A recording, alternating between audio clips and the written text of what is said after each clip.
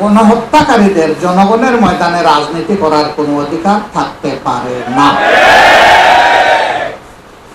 রাজনীতি করবে তারা যারা মানুষের কল্যাণে নিবেদিত হবে, দেশ এবং রাষ্ট্রকে, জনগণকে যারা ন্যায়, ইনসাফ, শান্তি এবং সমৃদ্ধি উপহার দিবে। রাজনীতি করার অধিকার কেবল তাদের থাকবে, অন্য কারণ নয়।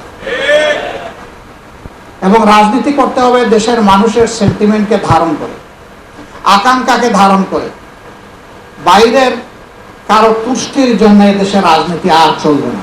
দেশের মানুষই বুকের রক্ত দিয়ে আন্দোলনকে সফল করেছে। বাইরের কারো সাহায্যের আমাদের প্রয়োজন হয়নি। যেই জাতি এই দেশকে স্বৈরাচারের কলঙ্ক মুক্ত করেছে বুকের রক্ত দিয়ে, সেই জাতি এই দেশের স্বাধীনতা, সার্বভৌমত্বের পাহারাদারি করতে হবে কারো সাহায্য ছাড়াই, ইনশাআল্লাহ। আমরা এই সরকারকে সঙ্গত, ন্যায়সঙ্গত সকল কাজে সর্বাত্মক সহযোগিতা করব।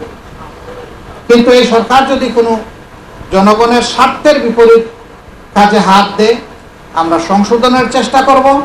কথা যদি তারা আমাদের পরামর্শ শুনতে না চান, সবার আগে আমরাই প্রতিবাদ করব। এটি আমাদের নাগরিক দায়িত্ব, এটি আমাদের রাজনৈতিক অঙ্গীকার। এই ব্যাপারে কোনো ছাড় নেই। তারা নেবেন যৌক্তিক সময়, আমরা দিব যৌক্তিক সময়। এই নেওয়া দেওয়ার এই বিষয়টা বোঝাপড়া সঠিক জায়গায় থাকতে হবে। কেউ কেউ জিজ্ঞেস করেছেন কত হতে পারে এই সময়টা।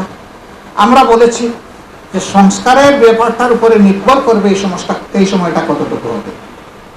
আমরা এখনই সুনির্দিষ্ট কোনো সময় বলতে চাচ্ছি না। তবে হ্যাঁ, এটা বছরের পর বছর হওয়া উচিত নয়। তাহলে আগাছা জন্ম নেওয়ার সমূহ সম্ভাবনা রয়েছে।